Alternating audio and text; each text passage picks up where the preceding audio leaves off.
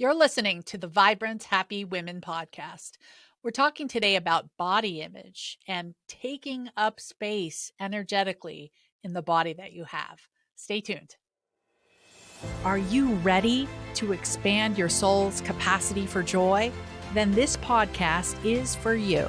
I'm Dr. Jen Riday, and welcome to Vibrant Happy Women. Hey, my friends, welcome back. We're talking about our bodies today. What are your thoughts about your body?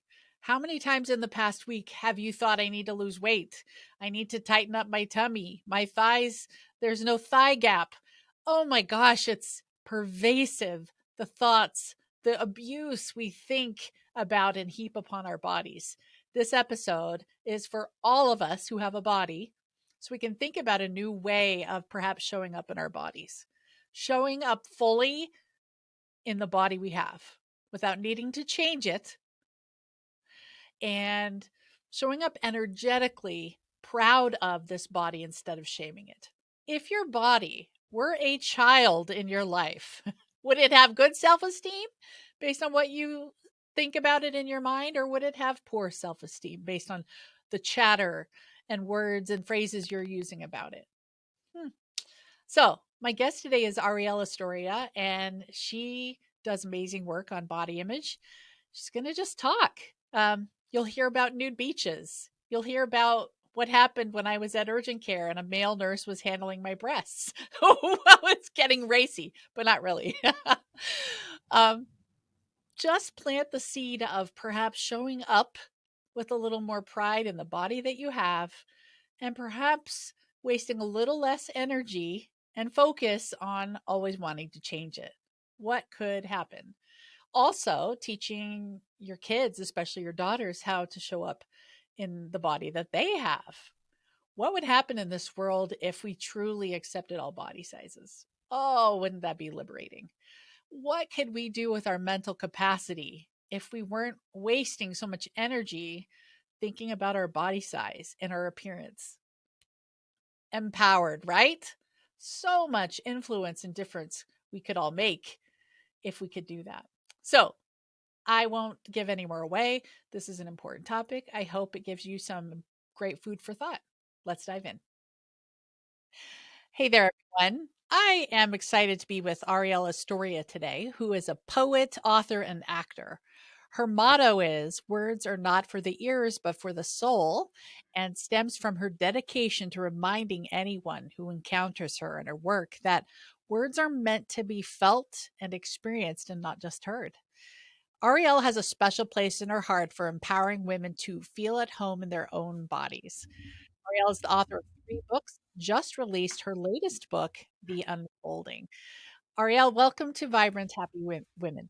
Thank you for having me, Jen. I'm excited to be here. So tell us a little bit about your journey, Mm, how you become interested in helping women to really feel at home in their bodies. yeah, I often think we become or we have a heart and passion for things that we didn't see or that we didn't have. I grew up in a house full of women, so I'm the oldest of five, four of those being all girls, and then I have my mom, and I've always just been surrounded by really powerful, really wise, really beautiful women, and I think that kind of has created this safe spot, this soft spot in my heart. I'm also the oldest, so I have a very natural desire to be maternal and to take people under my wings. And I think for me, mostly, I grew up fairly just like unaware of how to be in my body. I grew up really insecure, not able to take up the space that I know and that I've learned how to be able to take up now. And I watched a lot of other women also have that difficulty and inability to see how powerful and see how beautiful they were and how capable they are. And I just became part of making that my mission, that I was going to do whatever I could to unlock cages of insecurity and doubt, and an awareness of self in the women that I encountered, and doing that through poems, doing that through social media, affirmations and graphics, and seeing me in my swimsuit and my underwear, and hoping that encourages other women to be a little bit more free as well.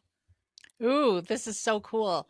I live in Madison, Wisconsin, and there's a place here on campus called the Union Terrace, and there's Mm, obviously all the college students are there. And I've noticed a shift over the past decade or so where there are large women. mm, Um, I don't even want to use that word, but mm, large women in bikinis. And I mm-hmm. grew up in an era where large women were taught to cover Yeah, everything. So, yeah. where do you think the shift is coming from? And I'm, by the way, I'm super excited you're a part of it. Yeah. I think I think there's it's not so much as a shift as we are just being where we should have been to begin with. You know, the Yes. average size of a woman, the like size wise, is between a 14 and a 16. But that is not what we see in magazines. It's not what we see all the time on television or on runways. And so we're starting to see it more. This conversation of we went from body, positivity to like love your bodies and be with your bodies, to this conversation that are really being spearheaded by specifically Black and trans women, of body radical acceptance, which is so much better than just positivity. And now we're kind of sitting in this neutrality space. And I always say the neutrality space is, sometimes I feel like a potato and sometimes I feel like Beyonce. And we need both of Ah, those moments, you know? And so I yeah. think we're in a wave where we're tired of not seeing ourselves represented in everything that we're consuming.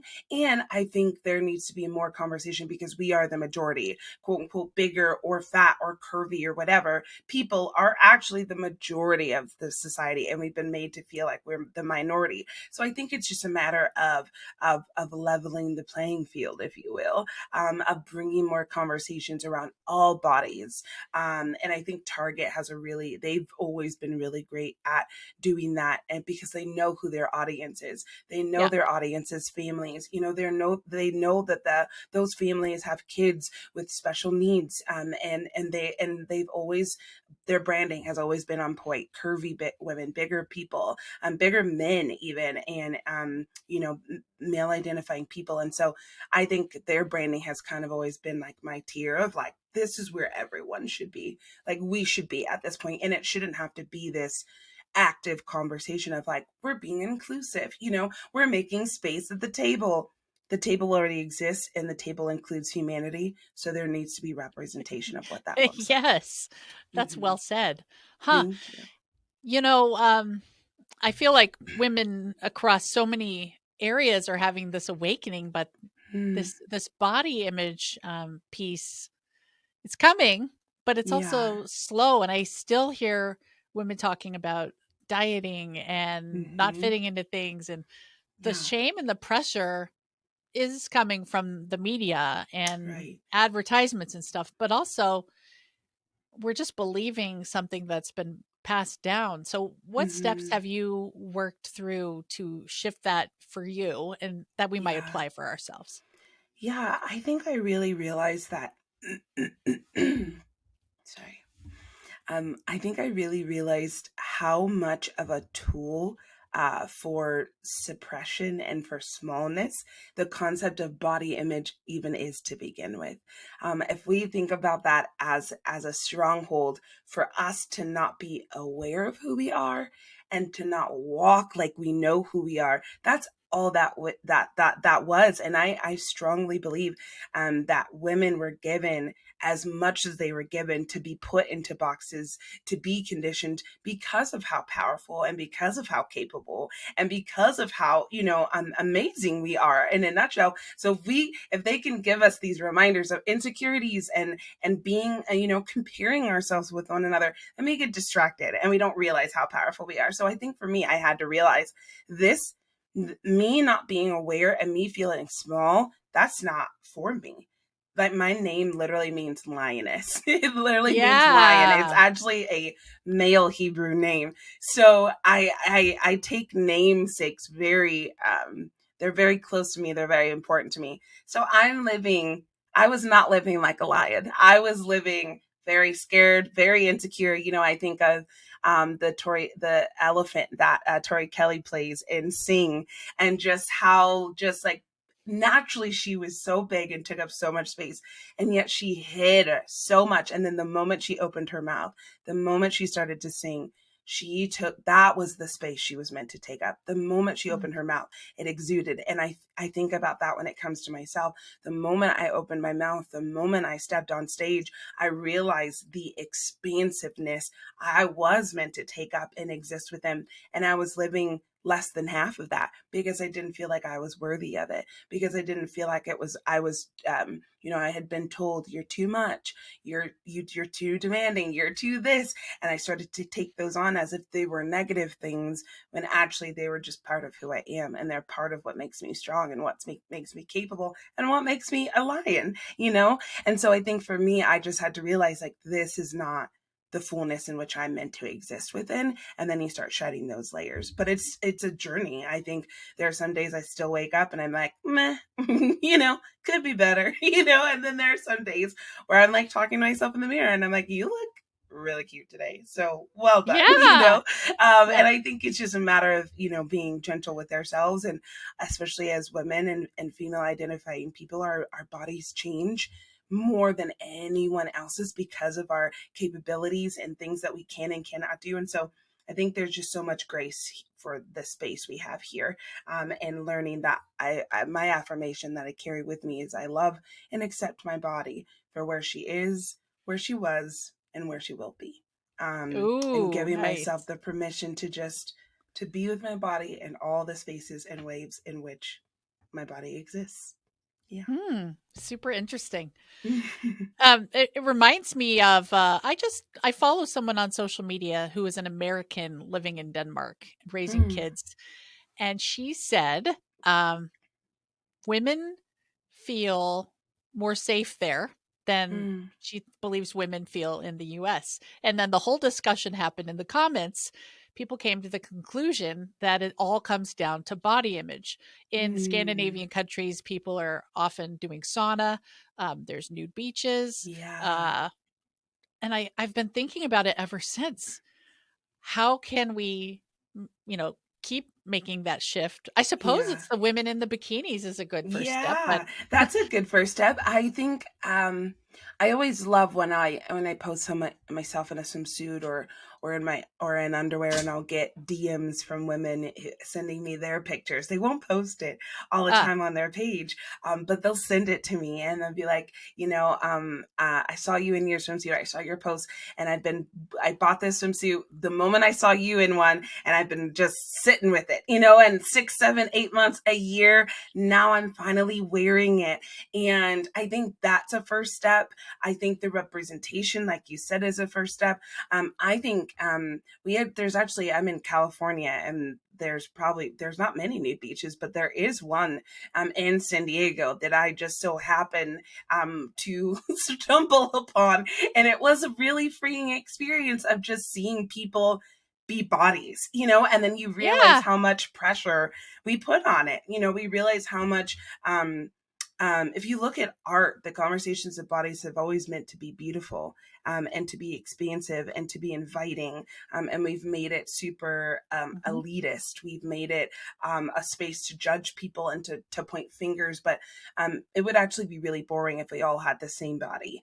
And I love seeing people live fully in their bodies, no matter what size, you know, that they identify or uh-huh, that they feel like they are. And so I definitely think stretching ourselves outside our comfort zones. Obviously, being a swimsuit model is not anything I planned for for myself, and it still is something where I'm like, you want me to put that on, and you're gonna take a picture of it. Like it's still a very strange space to me, but it's always been a space where it's been fun. It's been fun to like connect with my body in a different way, and to feel great in it, and Yeah, so get the two-piece, and it doesn't have to be a post, it doesn't have to be a big thing. Just get the two-piece, be with yourself, just walk around your house in it, just get to feel what it feels like. And yeah, I think I would give the homework of doing something that helps you stretch or expand past your comfort level. But Yeah. keep it to yourself. It doesn't have to be public. Keep it to yourself. It can just be for you. Yeah. It's so interesting. I mean, the possibilities are really coming into my mind. My husband grew up in Europe and they went to nude beaches, and I see a body is really just a body to him. There's not Yeah. all the sexuality that's Yeah. somehow attached in the US and many other Yeah. cultures. And then his mom would walk around naked. I think that also helped. Am I going to take the leap and walk around naked? I don't know. I Because my kids would definitely, die. I definitely do it. My husband's like, babe, the windows are open. I was like, nobody's looking in the house. Yeah. Yeah. Like, Oh, yeah, that's awesome. it's kind of freeing. It's definitely kind of freeing. I do walk around in my underwear, which my kids also find disgusting, but whatever. Hmm. Of course, of course. um, another experience is popping into my head. I had a urgent care visit the other day and had anyway, I had to have a procedure where I had a male nurse, and Mm, it was so nice. My breasts, he had to lift them, yeah. and they were just objects. It was nothing to him. And I was like, this is so amazing. And I didn't Yes. care because he Yeah. didn't care.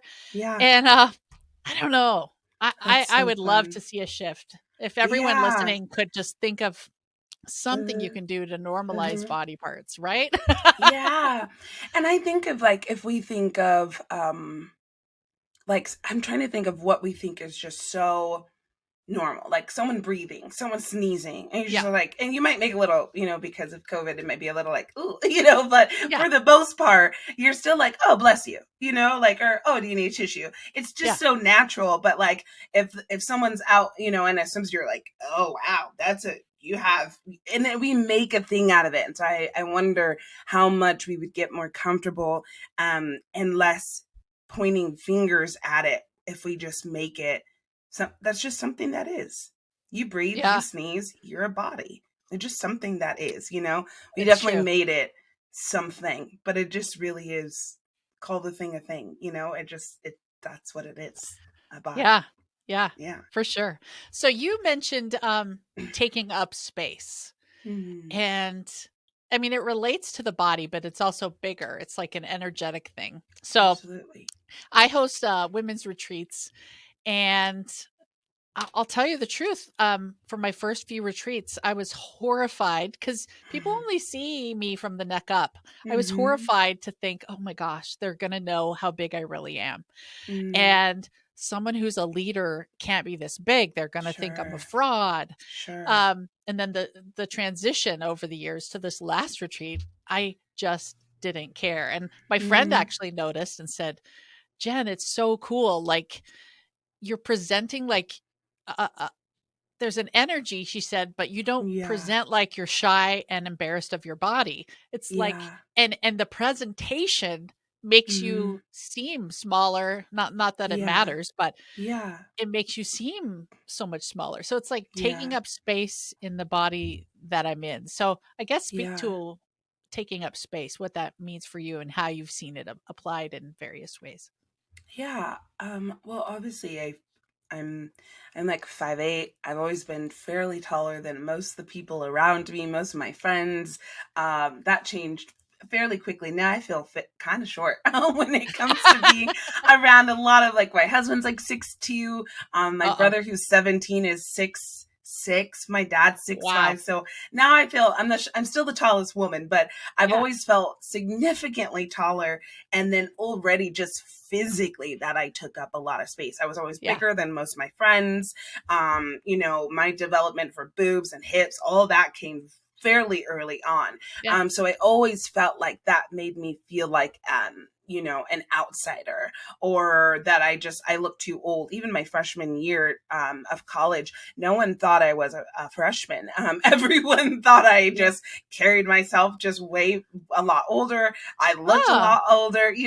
Now I feel like it's kind of reversing. People don't often know that I'm in my 30s a lot of times, but yeah, I think for me it was just a matter of like watching these moments and just feeling like, okay, I'm already taking up a presence, and like you said, it's an energy to it. So my presence of awareness of myself and confidence was actually walking in the room as my body was, but then I went and suppressed it by being like, oh, I'm not taking compliments, or apologizing, for speaking my mind, or for showing up in a certain way, or for having an opinion. And I just started to realize this is more suppressing, not taking up the space that I feel like I'm meant to take up. And like you said, being on stage, and you having that confidence, because why not? I think the double-edged sword to, bigger people or curvier people being like, oh, look at you. Like, I wish I had your confidence. That's not actually a compliment, because you're not saying that to a smaller sized woman in a pea coat who's just there. She doesn't really ever get congratulated for her confidence. She gets congratulated for being beautiful, for taking up the space she's taking. So why oh, then is it when it comes to curvier and bigger people, why does it have to be a recognition of how confident we are? Why can't we be wow. confident? Why can't Gosh, we yeah. take up this space? Why? And Wow. so that kind of microaggression when it comes to, Oh, like, oh, I love how confident you are. I love how bold you are, is actually not as much as a compliment as we have been making it to be. So just remember that next time you wow. tell a bigger woman that she's so bold for taking up this space that of course she was meant to take up. So I think I really just learned how how double and how judgmental it was, actually, to be like, what are you talking about? This is exactly who I am. This is exactly what I put on this earth to do. Why would I do it any less, than I know Yeah. how to? Why would I not be that, and again, it takes time and it goes in waves. There's definitely imposter syndrome moments and all of that. But all of that is, I learned from a therapist recently, Nedra Tawwab. She just wrote the book, Drama Free, Boundaries Within a Family. And then also her first book is called Boundaries. And she talked about how imposter syndrome is just a form of anxiety. And I was like, Uh-huh. oh my gosh, yes, it is, because our brains are like, I don't deserve to be here. I'm not good enough, but we're already there. So, like, mixing in that anxiety to that situation doesn't help, because we're already on that stage. We're already breathing and living. Therefore, we're already taking up the space. But now we need to energetically have the mindset that we are actively doing it and that we deserve to do it. And I think that's what it really comes down to, is reminding ourselves that we're deserving, that we're Mhm. worthy of taking up this space. And I think that's what we have to convince ourselves before we're able to actually embody that. And then to physically do it, we have to tell ourselves, I'm worthy of this. I'm capable of this, and allow that to be our mantra. So, mantras, this is kind of your thing. Tell us about your latest book and how it relates. Mm-hmm. So a lot of the unfolding is about giving yourself that permission to unfold, to peel back the layers, and to take up that space to realize the boldness of who you are. As for me, my journey was specifically as a person of a spirituality, of faith, and figuring out what that means and what that looks like, for myself now, and also to own my decisions, to know that I can trust myself, and I can trust that even though I feel like there is a divine orchestration happening in what I'm doing, I'm still putting in the work. I think often we like talk about like manifesting, or like, praying about it, but like, that doesn't mean be idle. It means you got to put in some work for the universe, for God, for whoever to do something with, And so for Yeah. me, the unfolding was about undoing a lot of those thoughts, undoing a lot of those conditionings that I realized were this is a mindset made to keep me small and to not be aware of who I am and to walk in that fully. And so I break up the unfolding into 5 phases, if you will. Ooh, The first phase is the awakening. It's that realization of that space we are meant to take up and the wow. people we're allowed to be, but it's really scary because it may not look like who we were. It may look like that insecure person who doesn't know how to show up on stage, who doesn't know, who keeps apologizing for how she takes up space. And so realizing that I'm awakening to these new parts of myself, and it's kind of really scary. I always say that the awakening is like waking up from a nap in the middle of the afternoon, and you're like, who am I? Where am I? Who's the president? What year is it? It's that foggy kind of moment that we have. So we're awakening. And then from that, an eclipsing happens. We Ooh. have these two shadow selves that cross each other, and we get to decide which one of them is us, which one of them is Mm. going to step into the light. And then we get into the illuminating. We shed light onto who we were, holding who we were and who we are in the same breath, and figuring out what's coming with us and what's staying. And then we take that work, we take that light work into the mending. There's this art, this Japanese art of kintsugi that takes broken pieces of glass and or clay pieces and molds them together with like this gold liquid glue, and you can still see where the pieces are broken, but it's still a whole thing, and it's still a beautiful thing, and you can Ah. see what you picked up and what you created in the wholeness now. And then we get to the returning, the return Mm. to ourselves, the return to our bodies, the return to a divine that doesn't elicit shame or guilt. Mm-hmm. And so most of how I process these things are through poetry. So a lot of the phases will have poetry and essays, and then each chapter or phase ends with reflection questions, because I Ooh. want you to talk about your own story. I want this to connect back to you. If you're only reading my story, I feel like that does very little for Right. anyone's growth or transformation. So there's some journal questions in there, and also some meditations as well. So the audiobook, Ah. that's a really fun aspect of. Okay, so it's called The Unfolding. That's Mm-hmm. that's really cool. What beautiful words. Awakening, Thank you. eclipsing, illuminating, mending, and returning. It is an Yes, unfolding. it Ooh, is. Absolutely. origami. I Yes, love it. absolutely. Wow, beautiful. Yeah. Okay, so what are your plans moving forward to continue, you know, expanding this work for, Yeah. the world, really? Yeah. Well, I'm hoping to I teach yoga as well. So I teach yoga for Wow. bigger Yes. bodies.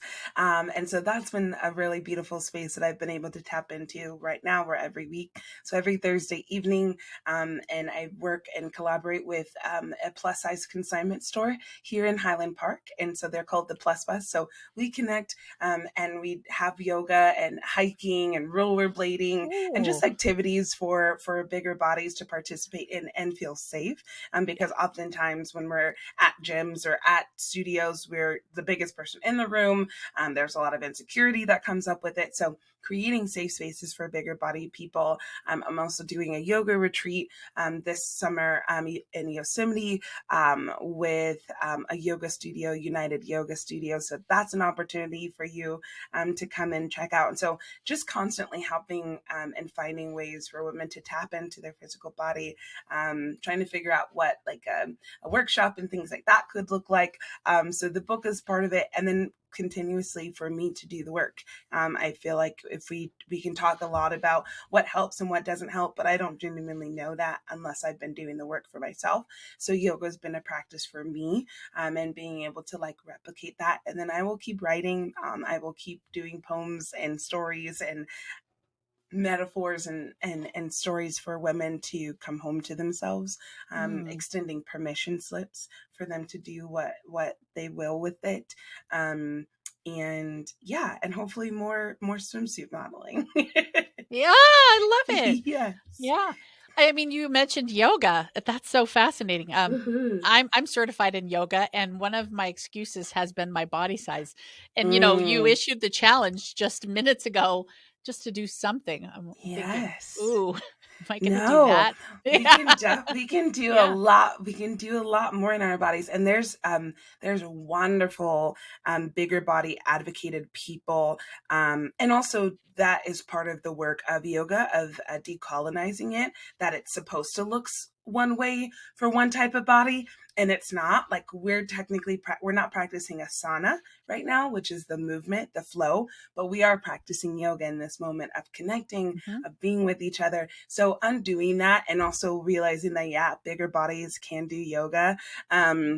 Susan Bondi is a great one.